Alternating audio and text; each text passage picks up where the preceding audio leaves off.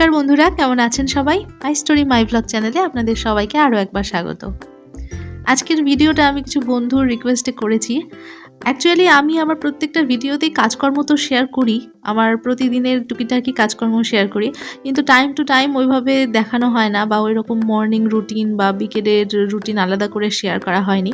তো আমাকে কয়েকজন বন্ধু কমেন্ট করে জানিয়েছেন যে যদি মর্নিং রুটিন বা সন্ধে বিকেলের রুটিন এভাবে আলাদা করে দেখানো যায় তাহলে ভালো হয়।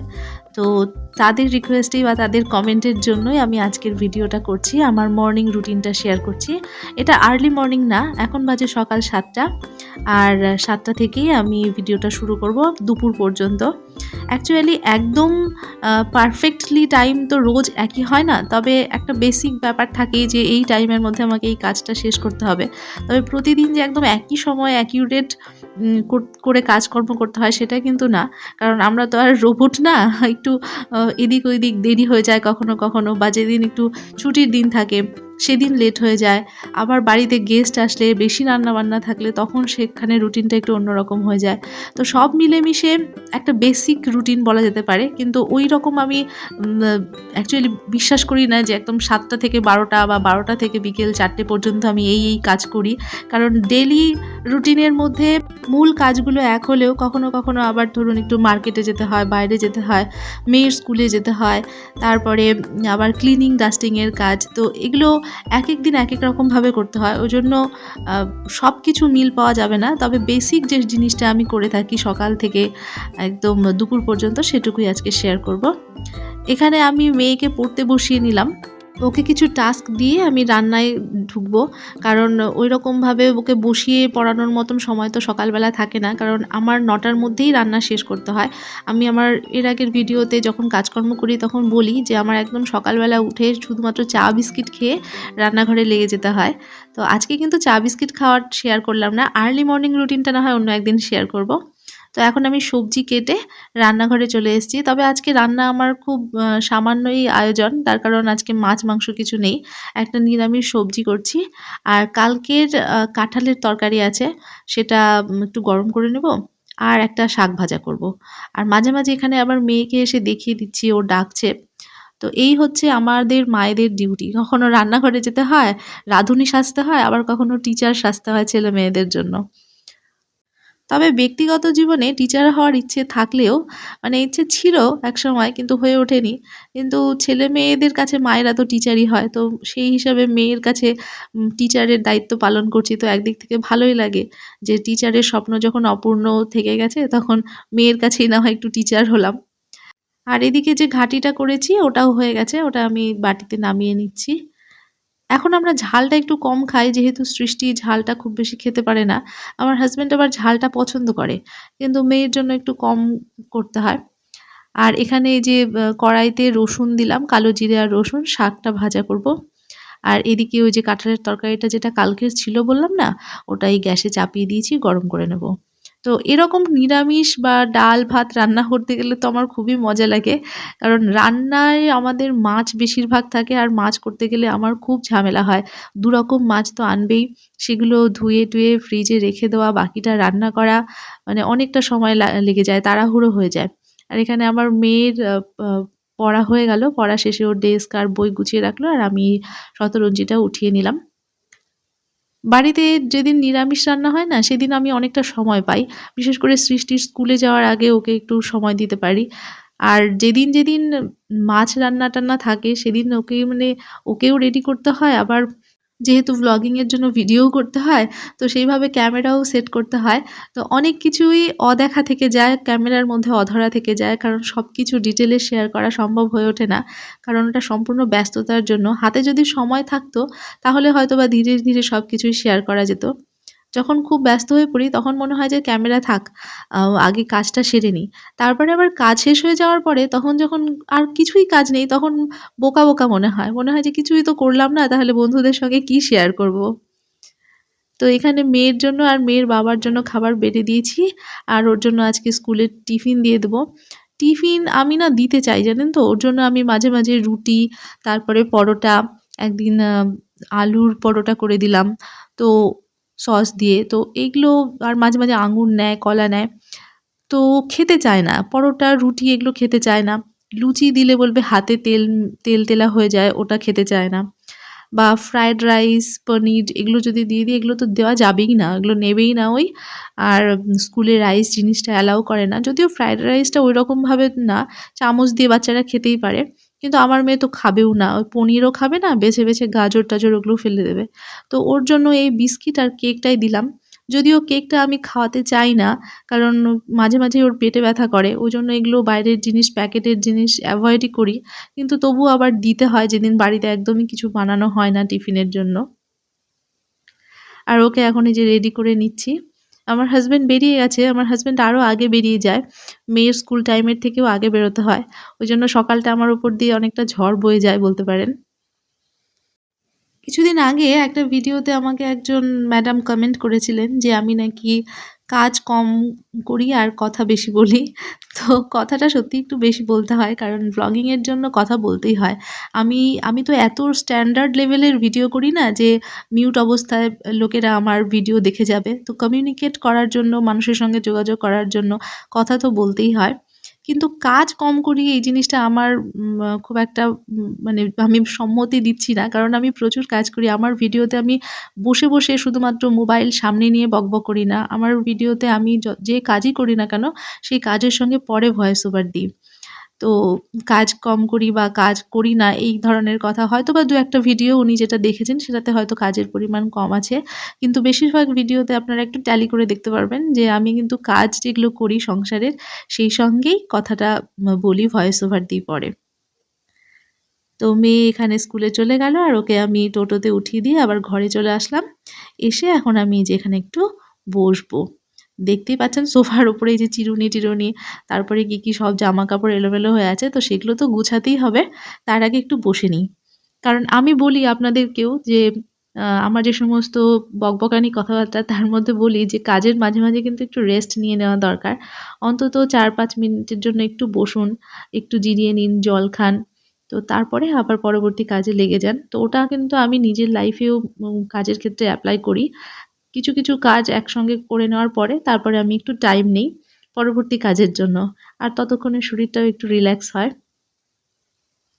বেডরুমে চলে এসেছি, কারণ এই রুমটা আমি আজকে ক্লিন করব। ডিপ ক্লিন কিনা জানি না, তবে মোটামুটিভাবে ক্লিন করতে হয় মাঝেই। তার কারণ ওই আ খাটের দুদিকটায়, যে দিকটায় সচরাচর ঝাড়ু পড়ে না, সেই দিকটায় দেখি যে মাঝেই নোংরা জমে যায়। আমি পরিষ্কার করি। আমার এর আগের ভিডিওতেও হয়তোবা দেখেছেন যে এরকমভাবে আমি ঝাড়ু দিয়ে এই সাইডের নোংরাগুলো বের করে নিয়ে আসি। কিন্তু তবুও দরজা জানালা তো খুব বেশি সময় খোলা থাকে না। অথচ এত নোংরা এই জায়গাগুলোতে পড়ে যে বলার মতন না। ওইজন্য আজকে আবার এই খাটের দুদিকে যেখানে খুব একটা ঝাড়ু দেওয়া হয় না প্রতিদিন, ওগুলো ঝাড় দিয়ে নিবো। ওইজন্য আমি বালিশ-টালিশগুলো চেয়ারের উপরে আগে উঠিয়ে নিলাম। আর ড্রেসিং টেবিলটাও সরিয়ে নিই। ড্রেসিং টেবিলটাও আমি মাঝেই কিন্তু সরিয়ে নিয়ে পেছন দিকটা একটু ঝাড়ঝাঁটা দিই।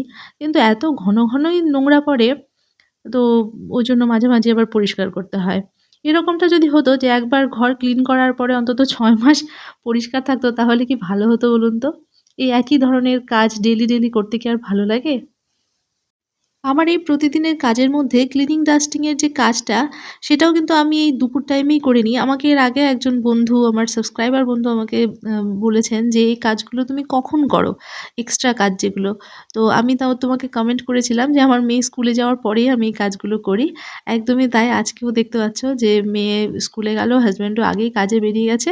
আর তারপরে আমার কাছে সারাদিন অনেকটা সময় আছে। আর এই সময়গুলোতে আমি আমার যেকোনো ক্লিনিং, ডাস্টিং, ঘরের সাজানো গোছানোর জিনিস বলো বা গাছগাছালির পরিচর্যা বলো, তো সেগুলোও কিন্তু আমি এই টাইমের মধ্যেই করে নিই। আর এখানে আমি আজকে আলমারিটা একটু কলিন দিয়ে মুছে নিচ্ছি। এটাও একটু ধুলো পড়েছে। এই আলমারিটা আমার অনেক পুরনো, মানে আমার বিয়ের সময়কার। তো এই বাড়িতে যখন এলাম তখন হাসব্যান্ড চেয়েছিল যে আলমারিটা বিক্রি করে দিয়ে একটা ভালো আলমারি কিনতে। তো আমি মানা করেছি, কারণ আলমারি আর কিনবো না। আমার ইচ্ছে আছে যে ওয়ালের সঙ্গে যে ক্যাবিনেটগুলো করে জামাকাপড় রাখার জন্য, ওয়ারড্রোব যেগুলো বানায়, তো সেগুলো বানানোর ইচ্ছে আছে। কিন্তু তখন গৃহপ্রবেশটা আমাদের এত তাড়াহুড়োভাবে হয়েছে যে সেই সমস্ত জিনিসগুলো, ইন্টেরিয়রের কাজ অনেক কিছুই করা হয়নি। তো আপাতত এগুলো পুরনো জিনিস দিয়েই কাজ চালাচ্ছি। তো পরে যদি সম্ভব হয় তখন ওই ওয়ারড্রোব বানিয়ে নিয়ে তারপরে জামাকাপড় রাখবো। আর পুরনো জিনিসগুলোর মধ্যে না একটা স্মৃতি থাকে।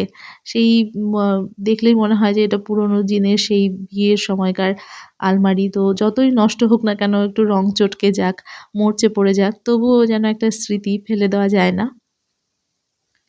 আর এখানে আমি আবার এই যে একটু লাইজল দিয়ে ঘরের মেঝেগুলো মুছে নেব। আর দেখলেনই তো খাটের পেছন দিকটাও ওগুলো মুছে নিচ্ছি ভালো করে। আমার ডেইলি রুটিনের মধ্যে নতুনত্ব কিছু নেই। আমার বন্ধু-বান্ধব যে সমস্ত হাউসওয়াইফরা তোমরা যা কাজ করো সেই একই কাজ আমি করি, বা একটু কমও করি বলতে পারো। কারণ অনেকের অনেক বেশি কাজ থাকে। তো ঘরোয়া কাজ যা হয় সেইগুলো কাজই করি। ওইজন্য এক্সট্রা ভাবে আর কি বলবো, মানে এক্সট্রা দেখানোর মতন কিছুই নেই। তবু তোমরা যে জানতে চেয়েছো, দেখতে চেয়েছো, এটাতে আমি খুবই আপ্লুত। মানে আমার ভীষণই ভালো লাগছে। আর আমার নতুন, নতুন বেশ কিছু বন্ধু হয়েছেন। তারা আমাকে খুব সুন্দর, সুন্দর কমেন্ট করছেন, আমাকে অ্যাপ্রিশিয়েট করছেন, বা আমার ভুলভ্রান্তিও কিছু ধরিয়ে দিচ্ছেন। তার জন্য আপনাদেরকে অসংখ্য ধন্যবাদ। আমি তো চাই আপনারা ভুলভ্রান্তি ধরাবেন, যাতে আমি নিজেকে সংশোধন করতে পারি। আর আমার ভিডিওগুলো আরও যাতে মানুষের ভালো লাগে সেই চেষ্টা করতে পারি। আর কাজের কথায় কী বা বলবো, একটা সারাদিনের রুটিন তো কখনোই আমার মনে হয় না ১২ থেকে ১৪ মিনিটের বা ১৫ মিনিটের একটা ভিডিওতে দেখানো সম্ভব। অনেকেই আছে সারাদিনের রুটিন শেয়ার করেন। তো তার মধ্যে আমার মনে হয় অনেক কাজই বাদ যায়। কারণ কিভাবে দেখানো সম্ভব? মানে একটা সারাদিনের রুটিন কখনো একটা ১৫ মিনিটের ভিডিওতে দেওয়া সম্ভব না। আমি তো এখানে অল্প কিছু কাজ শেয়ার করেছি, তাও অনেকটা স্পিড বাড়িয়ে অনেক কিছু কেটে, কেটে দিয়ে তবুও ১৪ মিনিট সময় লেগে গেছে। তো তবুও আপনারা ধৈর্য ধরে কষ্ট করে এতক্ষণ দেখছেন। তো আমার এই ধরনের কাজকর্ম যদি আপনাদের ভালো লাগে, তাহলে কিন্তু চ্যানেলটাকে সাবস্ক্রাইব করবেন। আর আজকের ভিডিওতে আমি অন্যরকম কিছু টপিক নিয়ে আলোচনা করলাম না। অন্যদিন যেরকম হয় যে আমার ভিডিওতে বিভিন্ন রকম টপিক থাকে, তো সেগুলো আপনারা খুব অ্যাপ্রিশিয়েট করছেন দেখছি। তো আমি এইজন্য আরো বেশি উৎসাহিত বোধ করি যে আপনাদের ওগুলো ভালো লাগছে, এবং আমি আরো নতুনত্ব ওই ধরনের কিছু ভিডিও বানানোর চেষ্টায় আছি। তো এভাবেই আমার পাশে থাকুন, আর ওই ভিডিওগুলো আশা করি আপনারা দেখবেন। এখানে কিছুদিন আগে যে আমি স্নেক প্ল্যান্টটা লাগিয়েছিলাম, ওটা গেটের সামনে এক কর্নারে রেখে দিয়েছি। আর সিঁড়িটাও এখন মুছে নেব। এই কাজগুলোর মাঝে, মাঝে যেদিন আমার আবার ভিডিও পোস্ট করার থাকে, আপনারা তো জানেন আমি ভিডিও পোস্ট করি ১১টা থেকে ১১:৩০ হাইয়েস্ট, তার মধ্যে যদি নেটওয়ার্কের কোনো প্রবলেম না থাকে, মানে 10:30 থেকে 11:30টার মধ্যে ভিডিও পোস্ট করার আমার টাইম। তো যেদিন, যেদিন পোস্ট করি সেদিন ওই কাজের মধ্যে থেকে এরকমভাবেই কাজ করি, তার মধ্যে থেকে ভিডিওটা পোস্ট করে দিই। তো এই হচ্ছে আমার ব্যাপার। আমি মানে আনলিস্টেড করে রাখি রাতের বেলায়, যাতে আমার নেটটা আমি কাজে লাগাতে পারি। রাতের নেটটা আমার ফ্রি থাকে। ওইজন্য ওই সময় আমি আনলিস্টেড করে রাখি ভিডিওটা, আর পাবলিক করে পোস্ট করি আমার টাইম মতন। তো এটা আমার একটা টেকনিক। কারণ সকাল থেকে যদি আমি ওই ভিডিওর পেছনেই লেগে থাকি, মানে কখন পোস্ট করব তার জন্য আ ওয়া একটা ডেসক্রিপশন বক্সে গিয়ে পুরো ভিডিও ডেসক্রিপশন লেখা, তারপরে ট্যাগ দেওয়া, এগুলোতেও কিন্তু প্রচুর সময় লাগে। ওইজন্য এই জিনিসগুলো আমি আগের দিন রাতে বা একদম সকালবেলা উঠে করে নিই। মানে ভিডিওটা যখন আপলোড হয়ে যায় তারপরে করে দিই, আর সময় মতন পোস্ট করি। তো আপনারাও এভাবে করতে পারেন। তারপরে আমাকে একজন বন্ধু বলেছিলে যে থাম্বনেইল কি করে বানাই, বা থাম্বনেইলের ছবিগুলো আমি কিভাবে সিলেক্ট করি। আমি অ্যাকচুয়ালি এই যে ভিডিওগুলো করছি না তোমরা দেখছো, তো ভিডিওর মধ্যে থেকে আমি স্ক্রিনশট নিয়ে নিই। তো স্ক্রিনশট নিয়ে তারপরে আমি যে পিক্সেল ল্যাবে গিয়ে থাম্বনেইল বানাই, তো সেখানে এডিট করে নিই। তো এক্সট্রা আলাদা করে ছবি তুলি না। কারণ এক্সট্রা কিভাবে ছবি তুলবো? ক্যামেরা তো দাঁড় করিয়ে দিয়ে ভিডিও করছি। কেউ তো আর ছবি তোলার মানুষ নেই। বাড়িতে একা একাই আছি। আর এদিকে আমার কাজকর্ম মোটামুটি কমপ্লিট হয়ে গেল। ঘর-টরও মুছে নিয়েছি দেখলেই। আর বেডটাও শেষমেশ গুছিয়ে এনে এই যে আবার একটু বসলাম। কারণ ওই যে কাজ করলাম, বেশ কিছুটা কাজ করার পরে আবার অন্তত ৩-৪ মিনিট একটু বসি।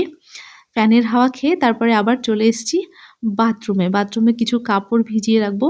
ভিজিয়ে রেখে তারপরে একদম স্নান-দান করে পুজো দেওয়ার কাজ বাকি আছে। আর ঘড়িতে এদিকে ১২টাও বেজে গেছে, তাই ভিডিওটা আর বেশি বড় করব না। এখানেই শেষ করছি। ধন্যবাদ।